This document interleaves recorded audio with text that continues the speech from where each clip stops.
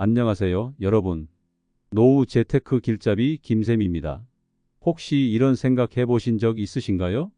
평생 모은 돈이 통장에 있는데 이것 때문에 기초연금을 못 받는다니 이게 뭐야? 맞아요. 이 억울한 상황, 대한민국 어르신들 10명 중 7명이 겪고 계신 거예요. 하지만 여기 좋은 소식이 있습니다. 통장에 돈이 있어도 한 푼도 잃지 않고 매달 34만 원 기초연금을 받을 수 있는 비법이 있다는 거 믿으시겠어요? 저는 지난 15년간 5천 명 넘는 어르신들의 노후 자금을 상담하며 깨달았어요. 기초연금은 돈이 많냐 적냐가 아니라 어떻게 똑똑하게 관리하느냐가 관건이라는 걸요. 오늘 이 영상 단 20분만 투자하시면 여러분도 통장 잔고 그대로 두고 매달 34만 원, 1년이면 400만 원 넘는 기초연금을 당당히 받는 법을 완전히 익히실 수 있습니다. 잠깐만요. 제가 오늘 정말 중요한 비밀을 알려드리기 전에 지금 바로 구독 버튼 눌러주시고 종 모양의 알림 설정도 해두세요. 그래야 앞으로도 여러분의 노후를 더 풍요롭게 만들어줄 정보들을 놓치지 않으실 수 있어요. 좋아요 버튼도 꾹 눌러주시면 더 많은 분들이 이 소중한 정보를 얻는 데 도움이 됩니다. 자, 이제 본격적인 이야기로 들어가 볼게요. 혹시 나는 돈 별로 없으니 연금 받겠지. 라고 생각하신 분, 잠깐. 우리나라 기초연금 제도엔 치명적인 함정이 숨어 있어요. 바로 통장 돈이 가상소득으로 계산된다는 거죠. 이게 뭔지 어떻게 피해갈지 지금부터 제가 하나씩 풀어드릴게요. 제가 어제 만난 68세 박 할머니 이야기부터 들려드릴게요. 평생 시장에서 야채 장사하시며 모은 7천만 원이 통장에 있다는 이유로 기초연금을 한 푼도 못 받고 계셨어요. 김 선생님, 이거 정말 억울해요. 젊을 때부터 허리 굽혀 모은 돈인데 이것 때문에 연금을 못 받는다니. 박 할머니의 눈시울이 붉어지셨죠. 이런 분들 주변에 한두 분 계시지 않나요?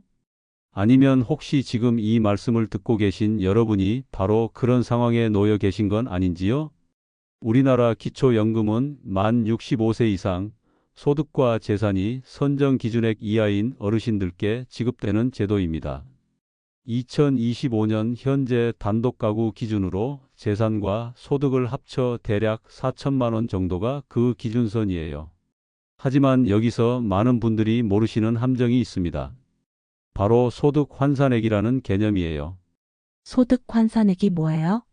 이렇게 물으실 것 같은데요. 쉽게 말씀드리자면 통장에 있는 돈도 매달 소득을 만들어내는 재산으로 간주한다는 겁니다. 예를 들어 은행에 3천만 원이 있으면 정부에서는 이분은 이 돈으로 매달 이자 소득을 얻고 계시는군요라고 계산한다는 거죠. 문제는 실제 은행 이자보다 훨씬 높게 계산한다는 점입니다. 요즘 은행 이자가 얼마나 되나요? 정기예금 금리가 연 4% 정도 되지요? 그런데 기초연금 계산할 때는 마치 여러분이 연 10% 넘는 이자를 받는 것처럼 계산합니다. 이게 말이 됩니까? 이렇게 되면 통장에 3천만 원만 있어도 기초연금을 온전히 받기 어려워질 수 있어요. 아이고, 그럼 어쩌라고요? 평생 모은 돈인데. 많은 어르신들이 이렇게 한숨 쉬시죠. 걱정 마세요. 제가 오늘 여러분께 꼭 알려드리고 싶은 것은 이 상황을 현명하게 극복할 수 있는 방법이 있다는 겁니다. 제가 만났던 73세 김 할아버지 사례를 들려드릴게요.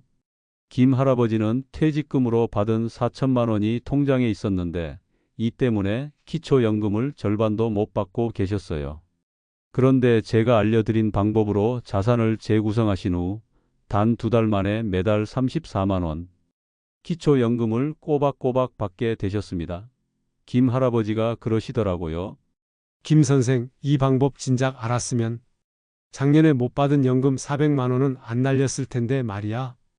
여러분도 아마 궁금하실 거예요. 도대체 어떻게 했길래? 하고요. 조금만 기다려주세요. 곧 그 비법을 하나하나 알려드릴 테니까요. 먼저 꼭 알아두셔야 할 중요한 사실은 모든 재산이 똑같이 계산되지 않는다는 점입니다. 어떤 재산은 기초연금 계산에 유리하고 어떤 재산은 불리해요. 그리고 이걸 아는 것만으로도 여러분의 노후 자금 계획은 크게 달라질 수 있습니다. 예를 들어 볼게요. 똑같은 5천만 원이라도 어디에 두느냐에 따라 기초연금 수급 여부가 완전히 달라질 수 있어요. 은행 예금으로 두면 기초연금을 못 받을 수도 있지만 다른 방식으로 관리하면 매달 34만 원을 온전히 받을 수도 있다는 거죠. 첫 번째 비법은 통장을 다이어트 시키는 거예요. 통장에 돈이 너무 많으면 소득 인정액이 올라가 연금을 못 받을 가능성이 커져요.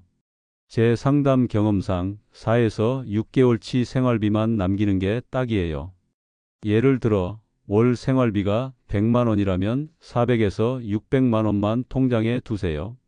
이 정도면 갑작스러운 병원비나 비상금으로 충분하면서 연금 심사에도 걸리지 않아요. 70세 박만수 할아버지는 통장에 5천만 원이 있었어요. 월 생활비 80만 원 기준으로 480만 원만 남기고 나머지는 똑똑하게 관리했더니 기초연금 받는데 성공. 계산법 간단해요. 월 생활비 곱하기 5를 하면 여러분 통장에 황금 잔고가 나옵니다. 우리가 앞서 이야기한 대로 통장에 돈이 많으면 기초연금을 못 받거나 적게 받는다는 사실 이제 이해하셨죠? 여기서 핵심은 바로 적정 금액을 찾는 거예요. 너무 적으면 긴급 상황에 대비하지 못하고 너무 많으면 연금이 깎이니까요. 실제로 제가 만난 67세 이순자 할머니는 아이고, 통장 돈 좀 있다고 연금을 안 준다니. 평생 고생해서 모은 돈인데. 하며 속상해 하셨어요. 저는 할머니께 이 비법을 알려드렸고 한 달 뒤 할머니가 웃으면서 오셨어요. 김 선생님 덕분에 연금 나오기 시작했어요. 이렇게 말씀하시는데 그 기쁜 표정이 아직도 눈에 선하네요. 이제 두 번째 비법을 알려드릴까? 노인 우대 장기 저축 상품, 제가 마법 통장이라고 부르는 거예요. 65세 이상 어르신이 가입하면 최대 3천만 원까지 소득 인정액에서 제외돼요. 이 돈은 연금 심사에서 없는 돈처럼 취급되죠. 모든 시중은행에서 판매해요. 이름은 다를 수 있어요.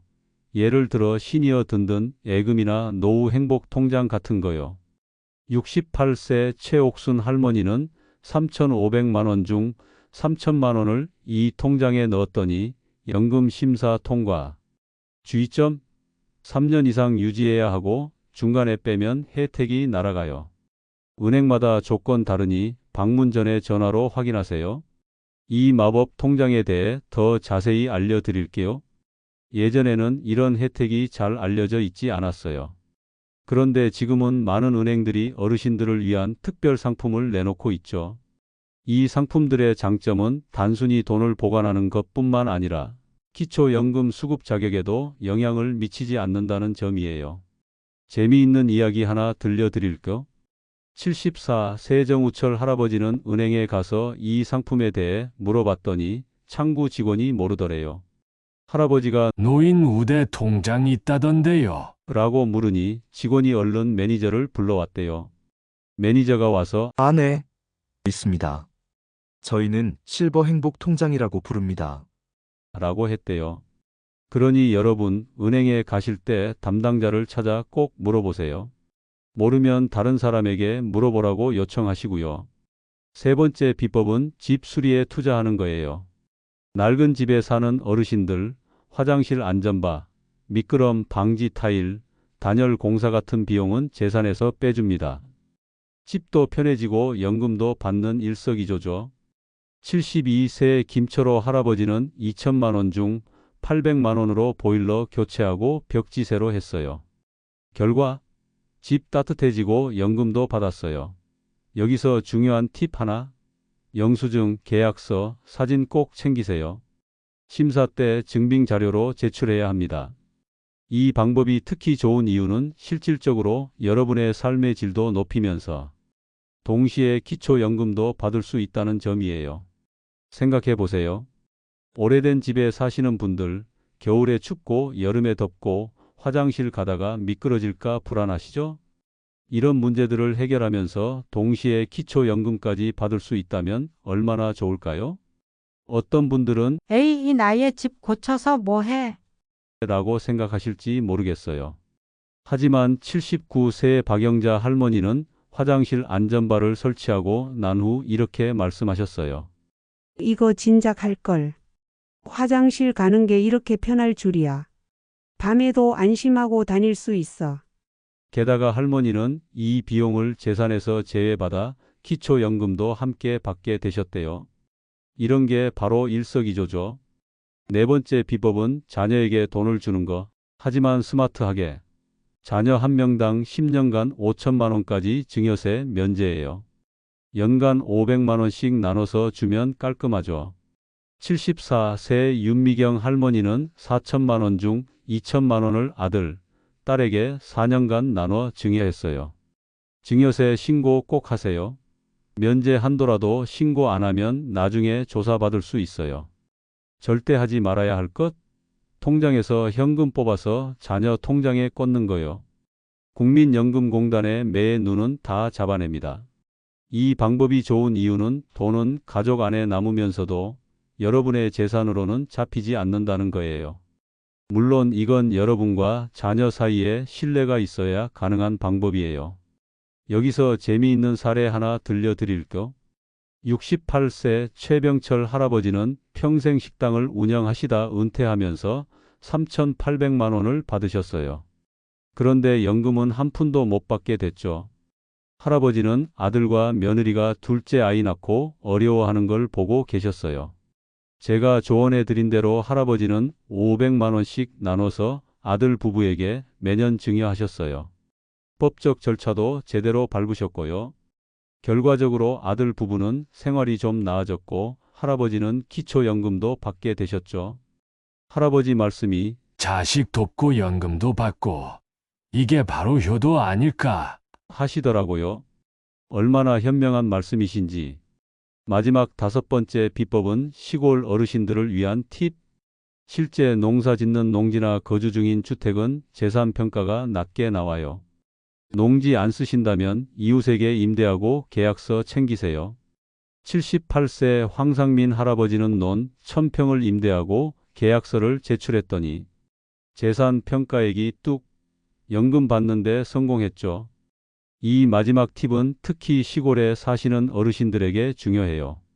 왜냐하면 도시에 사시는 분들과 달리 시골 어르신들은 농지나 임야 같은 재산을 갖고 계신 경우가 많거든요. 문제는 이런 재산들이 실제로는 큰 수입을 가져다 주지 않아도 평가액은 높게 책정될 수 있다는 거예요.